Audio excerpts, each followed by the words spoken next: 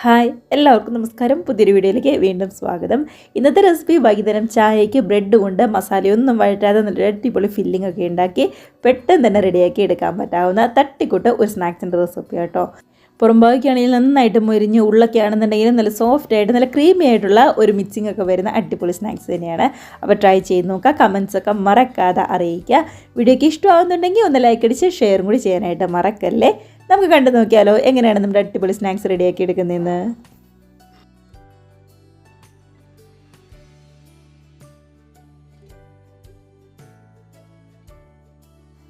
അപ്പോൾ നമ്മുടെ ഈ സ്നാക്സ് റെഡിയാക്കാനായിട്ട് മെയിനായിട്ട് വേണ്ടത് ബ്രെഡ് തന്നെയാണ്. ഞാനൊരു അത്യാവശ്യം വലിപ്പമുള്ള ബ്രെഡായിട്ടും എടുത്തിരിക്കുന്നത്. ഇതിപ്പോൾ ഒരു 6 പീസ് ബ്രെഡ് എടുത്തിട്ടുണ്ട്. ഇനിയിപ്പോൾ നിങ്ങൾ എടുക്കുന്നത് ചെറിയ ബ്രെഡ് ആണെന്നുണ്ടെങ്കിൽ കുറച്ചും കൂടി എടുക്കാം. നമ്മുടെ സ്നാക്സ് എത്രത്തോളം വേണോ അതനുസരിച്ച് വേണം ബ്രെഡ് എടുക്കാനായിട്ട്.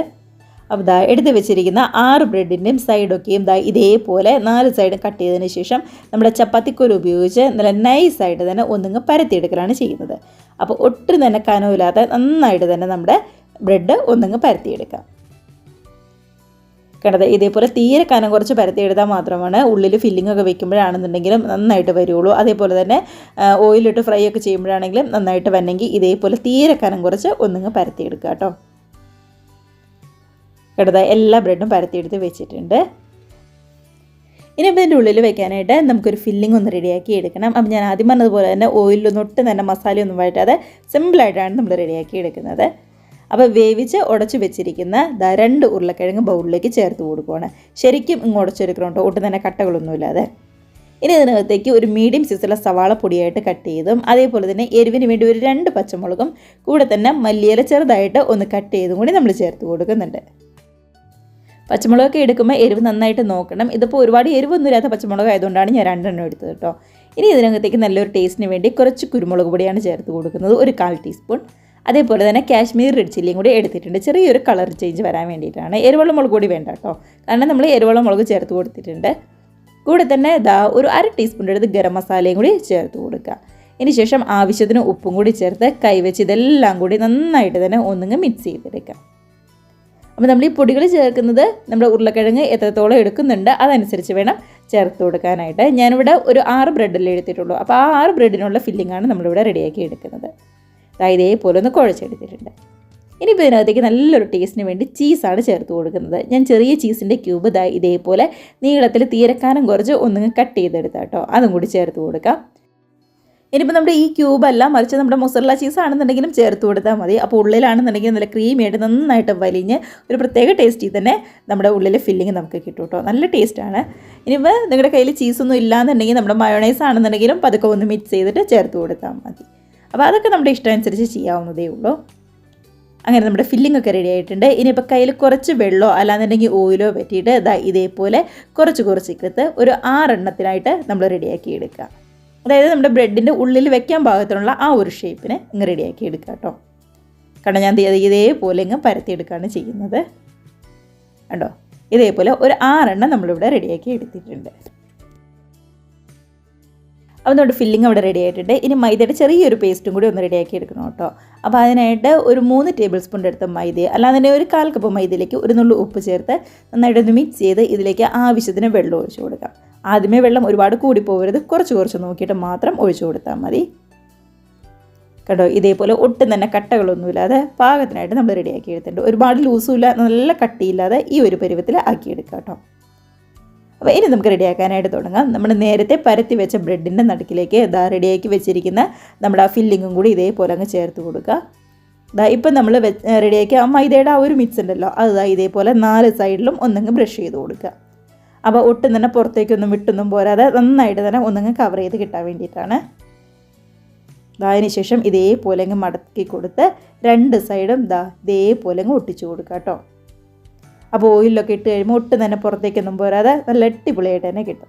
അതിനുശേഷം പതുക്കെ കൈവച്ച് ഒന്നിങ്ങ് പ്രസ് ചെയ്ത് കൊടുത്താൽ മാത്രം മതി. കണ്ടോ, നല്ല അടിപൊളിയായിട്ട് തന്നെ വന്നിട്ടില്ലേ. അപ്പോൾ നമുക്ക് ബാക്കിയുള്ളതും ഇതേപോലെ ബ്രെഡിൻ്റെ ഉള്ളിൽ ഫില്ലിങ് വെച്ച് നമ്മുടെ മൈദയുടെ ആ ഒരു പേസ്റ്റ് ബ്രെഡിൻ്റെ 4 സൈഡിലും ആക്കി നന്നായിട്ട് തന്നെ ഒന്നിങ്ങ് കവർ ചെയ്തെടുക്കാം. അപ്പോൾ ഇപ്പോൾ എൻ്റെ കയ്യിലിരുന്ന ബ്രെഡ് കുറച്ച് വലുതായതുകൊണ്ടാണ് ഇത്ര വലുപ്പത്തിലുള്ള ഫില്ലിങ് അതിൻ്റെ ഉള്ളിൽ കൊണ്ടത്.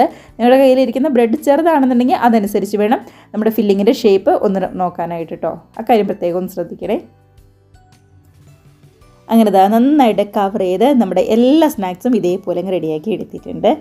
കണ്ടോ, നമ്മൾ 6 എണ്ണം ഇവിടെ റെഡിയാക്കി എടുത്തിട്ടുണ്ട് കേട്ടോ. ഇനിയിപ്പോൾ വേറെ ഒന്നും തന്നെ ഇല്ല, നമുക്ക് ഒന്ന് കോട്ട് ചെയ്തെടുക്കണം.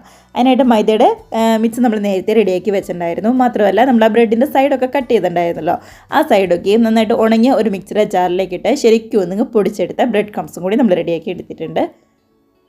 അപ്പോൾ ഇനി ഓരോ ബ്രെഡ് എടുത്ത് നമ്മുടെ മൈദയുടെ മിക്സിലും അതേപോലെ തന്നെ നമ്മുടെ ബ്രെഡ് ക്രംസിലോ അല്ലാന്നുണ്ടെങ്കിൽ കയ്യിൽ കോൺഫ്ലെക്സ് ഉണ്ടെന്നുണ്ടെങ്കിൽ കോൺഫ്ലെക്സിലാണെന്നുണ്ടെങ്കിലും കോൺഫ്ലെക്സ് നന്നായിട്ടൊന്ന് പൊടിച്ചിട്ട് അതിനകത്താണെങ്കിലും ഇതേപോലെ ഒന്ന് കോട്ട് ചെയ്തെടുത്താലും മതി. ഞാനിവിടെ ബ്രെഡ് ക്രംസിൽ നന്നായിട്ട് തന്നെ ഒന്നിങ്ങ് കവർ ചെയ്തെടുത്തിട്ടുണ്ട്.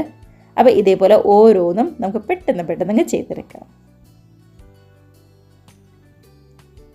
കണ്ടോ, നമ്മുടെ ബ്രെഡ് ക്രംസ് എല്ലാ ഭാഗത്തേക്കും, അതേപോലെ തന്നെ മൈദയുടെ പേസ്റ്റ് ആണെന്നുണ്ടെങ്കിലും ബ്രെഡിൻ്റെ എല്ലാ ഭാഗത്തേക്കും ഒന്ന് ആക്കിയെടുക്കാനായിട്ട് ശ്രദ്ധിക്കുക. 6 എണ്ണം നമുക്ക് ഇതേപോലെ ചെയ്തെടുക്കാം. അങ്ങനെ 6 എണ്ണം നന്നായിട്ട് തന്നെ കവർ ചെയ്ത് കോട്ടൊക്കെ ചെയ്ത് അടിപൊളിയായിട്ട് തന്നെ വന്നിട്ടുണ്ട്. ഇനി പൊട്ടും തന്നെ സമയം കളയാതെ നല്ല ചൂടായ ഓയിലിലേക്കിട്ട് അങ്ങ് ഫ്രൈ ചെയ്തെടുത്താൽ മാത്രം മതി. അപ്പോൾ എണ്ണയൊക്കെ നന്നായിട്ട് ചൂടായി കഴിഞ്ഞപ്പോൾ ഞാൻ ഗ്യാസ് ഒരു മീഡിയം ഫ്ലെയിമിലേക്ക് മാറ്റി കൊടുത്തിട്ടുണ്ടായിരുന്നു. ഇനി ഒരു മീഡിയം ഫ്ലെയിമിൽ ഇരുന്നിട്ട് വേണം ഏതൊരു സ്നാക്സ് ആണെന്നുണ്ടെങ്കിലും എപ്പോഴും നമ്മളൊന്ന് റെഡിയാക്കി എടുക്കാനായിട്ട്. അപ്പോഴാണെന്നുണ്ടെങ്കിൽ ഒരുപാട് കരിഞ്ഞൊന്നും പോവുകയില്ല, മാത്രമല്ല ഒരുപാട് ഓയിലൊന്നും കുടിക്കാതെ നല്ല അടിപൊളിയായിട്ട് തന്നെ വെന്ത് വന്നോളും. ഒരു വശമൊക്കെ പതുക്കെ ഒന്ന് റെഡിയായി കഴിഞ്ഞപ്പോൾ നമ്മളൊന്ന് മറിച്ചിട്ട് കൊടുക്കുവാണ്. അങ്ങനെ 2 വശം റെഡിയായി കഴിയുമ്പോൾ നമുക്കിതിങ്ങ് കോരിയെടുത്ത് മാറ്റി വയ്ക്കാം. അപ്പോൾ ഇത്രയേ ഉള്ളൂ നമ്മുടെ സ്നാക്സിൻ്റെ പരിപാടി എന്ന് പറയുന്നത്. സിമ്പിളായിട്ട് റെഡിയാക്കി എടുക്കാനായിട്ട് പറ്റും. ഉള്ളിൽ ആ ഫില്ലിങ്ങൊക്കെ ആണെന്നുണ്ടെങ്കിലും ഉരുളക്കിഴങ്ങാണെന്നുണ്ടെങ്കിലും നന്നായിട്ട് വെന്ത് വന്നതാണ്. പിന്നെ സവാളയും അതേപോലെ തന്നെ പച്ചമുളക് അങ്ങനെയുള്ള ചെറിയ ഐറ്റംസ് മാത്രമല്ലേ ഉള്ളൂ. പെട്ടെന്ന് റെഡിയായി വന്നോളും. അതേ ഓയിലിൽ തന്നെ നമ്മൾ ബാക്കിയുള്ള സ്നാക്സും പെട്ടെന്ന് റെഡിയാക്കി എടുക്കാം. അപ്പോൾ എല്ലാവരും ട്രൈ ചെയ്ത് നോക്കുക. എളുപ്പത്തിൽ ചെയ്തെടുക്കാവുന്നതേ ഉള്ളൂ. ഒരു ചെറു ചൂടോട് കൂടി കഴിക്കുക. അപ്പോൾ നമ്മുടെ ആ ഉള്ളിൽ വെച്ച ചീസൊക്കെ ആണെന്നുണ്ടെങ്കിൽ നന്നായിട്ട് മെൽറ്റായിട്ട്, മൊസറല്ല ചീസ് ആണെന്നുണ്ടെങ്കിൽ കുറച്ചുകൂടി നല്ല രീതിയിൽ വരിഞ്ഞ് നിൽക്കുക തന്നെ ചെയ്യും കേട്ടോ. പിന്നെ പച്ചമുളക് എടുക്കുമ്പോൾ എരിവൊന്ന് നോക്കുക. കുട്ടീസൊക്കെ ഉണ്ടെങ്കിൽ നമ്മൾ പച്ചമുളക് ഒഴിവാക്കിയിട്ട് അതിന് പകരം ചില്ലി ഫ്ലേക്സ് ആണെന്നുണ്ടെങ്കിലും ചേർത്ത് കൊടുത്താൽ മതി. അപ്പോൾ ഇതുപോലുള്ള 1-2 കാര്യങ്ങളൊക്കെ ശ്രദ്ധിച്ച് കഴിഞ്ഞാൽ എളുപ്പത്തിൽ പെട്ടെന്ന് തന്നെ ബ്രെഡ് കയ്യിലുണ്ടെന്നുണ്ടെങ്കിൽ റെഡിയാക്കി എടുക്കാവുന്നതേ ഉള്ളൂ. എല്ലാം നമ്മുടെ കയ്യിൽ കൺവെട്ടത്തെ എപ്പോഴും കാണുന്ന ചേരുവകളും മാത്രമേ ഉള്ളൂ. അപ്പോൾ ട്രൈ ചെയ്ത് നോക്കുക. കമൻസൊക്കെ മറക്കാതെ അറിയിക്കുക. ഒരുപാടങ്ങ് തണുത്ത് പോവാതെ ചെറു ചൂടോട് കൂടി ചായയുടെ കൂടെയോ അല്ലാന്നുണ്ടെങ്കിൽ നല്ല സോസിൻ്റെ ഒക്കെ കൂടെ അടിപൊളിയായിട്ടിരുന്ന് കഴിക്കുക കേട്ടോ. കണ്ടോ, പുറം ബാക്കിയാണെങ്കിൽ നന്നായിട്ട് മുരിഞ്ഞ് അടിപൊളിയായിട്ട് തന്നെ വന്നിട്ടുണ്ട്. എല്ലാവർക്കും നമ്മുടെ റെസിപ്പി ഇഷ്ടമായെന്ന് വിശ്വസിക്കുന്നു. വീഡിയോക്ക് ഇഷ്ടമായിട്ടുണ്ടെങ്കിൽ ഒന്ന് ലൈക്ക് അടിച്ച് നമ്മുടെ റെസിപ്പി മറ്റുള്ളവരിലേക്ക് കൂടി ഷെയറും കൂടി ചെയ്യുക. അതേപോലെ തന്നെ ആദ്യമായിട്ട് നമ്മുടെ ചാനൽ ആരെങ്കിലും കാണുന്നവരുണ്ടെങ്കിൽ വീഡിയോ റെസിപ്പിക്ക് നിങ്ങൾക്ക് ഇഷ്ടമായിട്ടുണ്ടെങ്കിൽ പ്ലീസ് നമ്മുടെ ചാനലും കൂടി ഒന്ന് സബ്സ്ക്രൈബ് ചെയ്ത് സപ്പോർട്ട് ചെയ്യുക കേട്ടോ.